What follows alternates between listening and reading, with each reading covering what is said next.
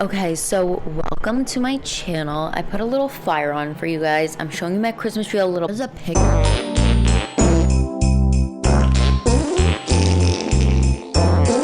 Today, I thought I would do a video of kind of my hot takes of the year, I guess. All of this stuff is pretty current, but I have pretty strong opinions on them. So I thought that I would do a little video. I don't know what you want to call it, hot takes. I don't know, my thoughts and opinions about things going on. I don't freaking know. Nobody asked for this, but you know. We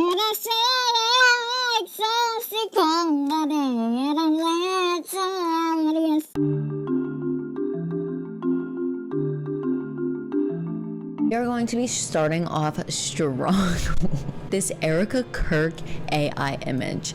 I thought that this was real for maybe 2 weeks because I only saw it in passing like one time, and I genuinely do not concern myself with Erica Kirk. I don't fucking know. I don't keep up with Erica Kirk. I'm so sorry. I'm usually really good at detecting when an image is AI, but this, I don't know. I don't know. People were talking about it so seriously. My boyfriend's mom was over. She was visiting for Christmas. I started talking about Erica Kirk, just kind of like in passing. We were drinking wine, you know how it goes. I'd only seen this image again for like 3 seconds, and I was like, she would do that. Fully believed it because I don't know, it's believable. We're talking about Erica Kirk, and I'm like, oh my god, have you seen this picture of Erica Kirk getting motorboated by JD Vance while standing on Charlie's casket? I was like, what? No. And so I go and I show her and I go, yeah, and keep in mind, we are like 3 glasses of wine in, okay? We are like, this is insane. Like, I can't even believe that people are allowing this. Walked away from that conversation and we were both like, yes, this picture is fully real, right? Later that night, this video came along and it was like, AI image of Erica Kirk and JD Vance, and the entire apartment was silent. Well, it's really not that funny looking at it now, but in that moment when I found out the picture was AI, I bust out laughing because I was like, that's how easy misinformation is spread. And I made sure to tell her first thing in the morning that it was an AI image because I was like, but I feel like the fact that neither of us thought twice about it. All right, moving on.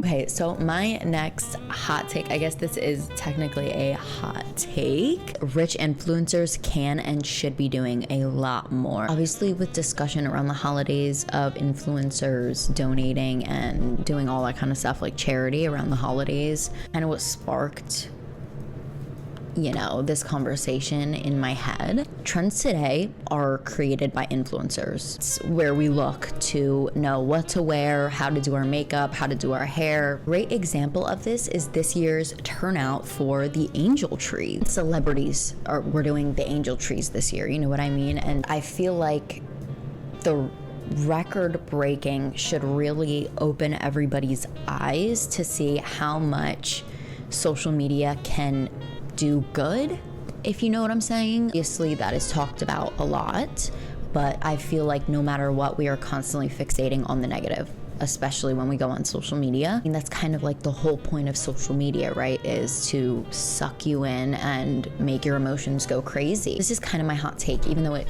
should not be a hot take. These influencers need to be leading by example. Right now is the perfect time for these influencers to stand up and do good, understand wanting to have nice things and all of that kind of stuff, and you deserve nice things for all your hard work. Sure, absolutely, but we are in an economic crisis right now. I'm seeing way too many luxury hauls.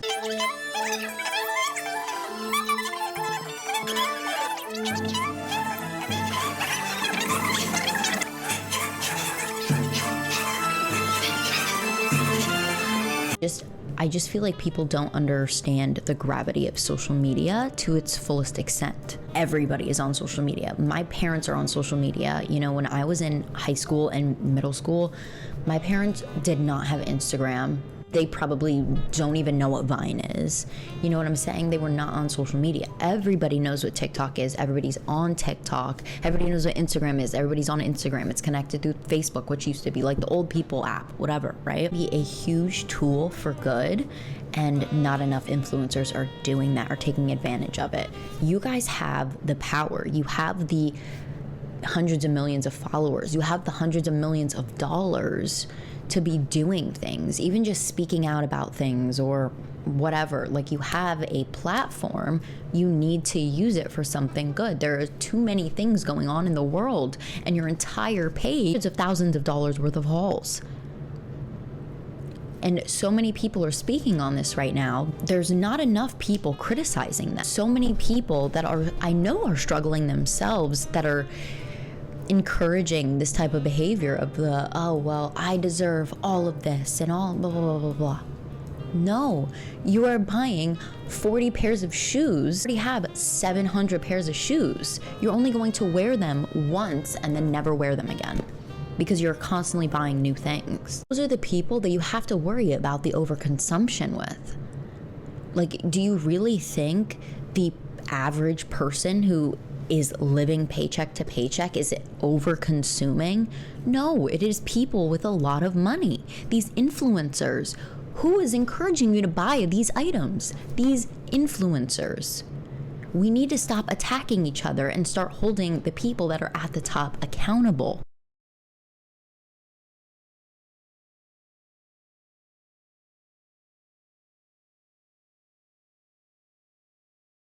We have never been so connected as people. And I don't mean that as like, we're living in harmony. No, I'm saying we have never been able to communicate with each other like this before. You can talk to anybody, anytime, over a video, over text, whatever it is. We have all the social media where we're interacting with hundreds of people every single day, thousands of people every single day. And I think what's most frustrating about it is these influencers sit up on social media and they say, we're just like you. I am just like you guys. I struggle as well. Your struggles are not worrying about if your family is going to eat that night. Last week, David had told me that he really wanted to take me to Paris just because it is getting us our own private jet plane so we can fly and have our own privacy. I am literally so excited, but always really so nervous also. Not that I don't want to buy a Ferrari, it's just like, I'm just nervous. In the comments if anybody else has went on a private jet plane and had croissants before, because not gonna lie, I am a little bit nervous. And I don't care if they once were. They're not anymore. About 118 million people in America live paycheck to paycheck, and roughly 149 million families fall short of meeting basic needs. And that's just in America. That's just in America. And on top of not doing more for their community, they are also asking a lot of their community to show up and buy these products that they're promoting on TikTok Live, essentially e-begging. But when it comes to somebody with under 40,000 followers promoting an item to make some money because they are genuinely struggling, you guys are in the comments constantly harassing them. Make it make sense. I don't want to see any more of that. There should be no more of that. If you want to attack somebody online for over consuming or for grifting or for e-begging, go to these influencers. They are only getting richer and only getting more selfish. We're continuing to feed into it and buy these products and support these people. We are the ones supporting these people. We do have the power in some way. We can stop watching these people. We can choose to stop engaging with them. To close out this hot take, I did write a little something down because I kind of wanted to, I knew I was gonna get a little ADHD with that conversation, so I kind of just wrote like a closing statement just so I could keep my thoughts coherent. This is where we come in. If influencers have power because of us, then accountability also comes from us. We don't have to blindly defend people just because we like them. We can ask better questions, we can stop rewarding behavior that feels exploitative, we can support creators who actually give back and use their platforms responsibly. Appreciation and accountability can and should exist at the same time. If trends can raise millions of dollars, then collective pressure can raise standards too. Rich influencers should be doing more, and we should expect more. And the last thing I will say is a quote that we've probably all heard since we were kids. Be the change you want to see in the world. Moving on, but while we're on the topic of grifting influencers, just need to bring awareness to the fact that James Charles is still going very strong on the internet. When you are done watching this video, go watch Einaber's deep dive into all of James Charles' allegations, especially if you are one of James Charles' 40 million, 19.8 million, or 24 million followers. Please go watch this video, because the things that this man has done should not be defended. And you have absolutely no backbone if you are going to go watch that video, listen to the information, and continue to support him. So that's how confident I am. You will be horrified at these allegations.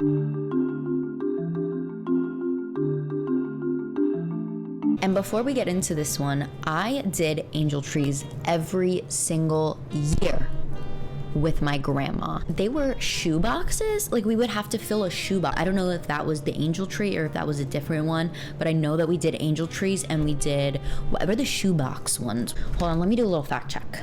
That one was Operation Christmas Child. I always had so much fun shopping for them. I remember always being so freaking jealous of the stuff that my grandma would get, and I would be very vocal about it. I had no filter, and I was like, Grandma, I want this stuff. And she sat me down. So angel trees have always been very serious to me since that day forward, because I understood how important they were. Who cares? And I'm sure you've heard this take before, but who cares if they are doing it for a video, if they are doing it for views? Who cares? Don't you care about kids getting a good Christmas? Like, I understand the sentiment, and normally I would be like, that is a little performative. But all nuance taken into account. I don't care. I don't care. It doesn't matter if you think it's a big ploy by toy companies. Yes, I am looking at you, because what do you mean it's a scam? What do you mean? If the kids get presents, who cares? Who cares? Your fantasies can't ever be quenched, can they? There is no ethical consumption under capitalism. We cannot take our frustrations with the system out on these kids. Everything you buy is a freaking scam if that's how you, like, if that's really where you want to go. Like, what? Marketing's a scam.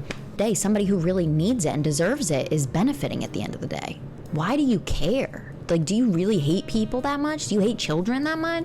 And what the hell are you talking about? Yep, it also teaches parents they don't have to be responsible for their kids. First of all, no face account. I come on your real account and say it with your freaking chest. If anything, these parents deserve more credit to ask for help to give their child the best. Like, that just sounds to me like an amazing parent. Let this one thing that was actually good this year stay good. When will you learn? My next current hot take is that social media is the reason you don't know who you are. There was this TikTok I saw of this girl wearing this really, really cute hat, and she was like looking really embarrassed. Even though she looked adorable, she was really embarrassed because nobody else where she was going, nobody else was wearing this hat. It kind of made me really upset because she was a beautiful girl and she looked gorgeous in her outfit and everything, and I was like, damn, this girl can't even enjoy going out because she's so in her head about what other people might be thinking about her. So I commented, why do you want to go anywhere and being wearing the same outfit as everyone? Create your own personal styles like they used to. We wonder why we are so lost as women. It's because we are constantly trying so hard to keep up with the next woman. Just breathe and be yourself. And I do recognize how kind of aggressive I sound now.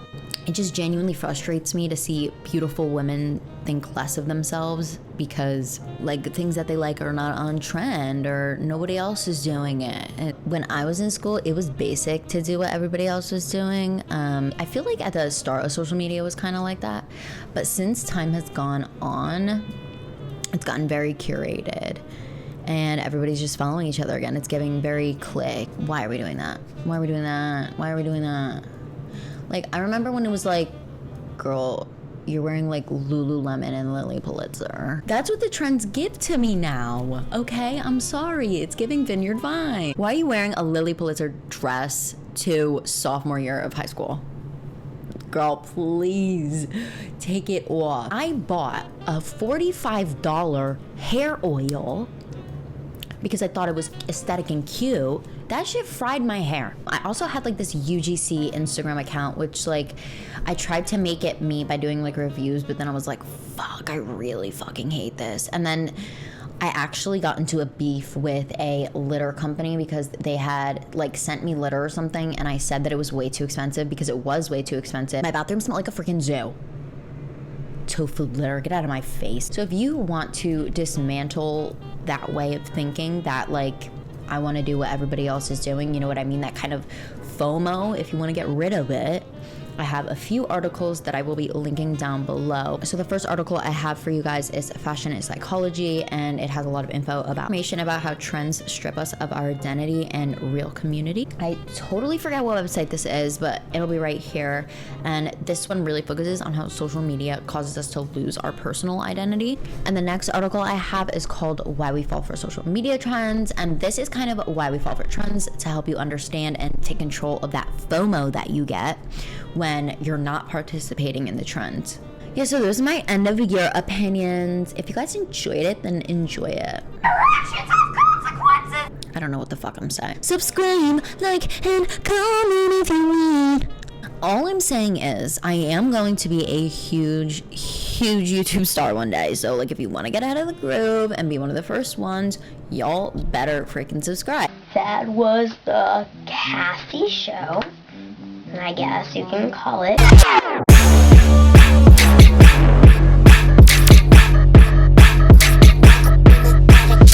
Watch that video. YouTube thinks you'll like it, though. What the fuck? Watch the fucking video.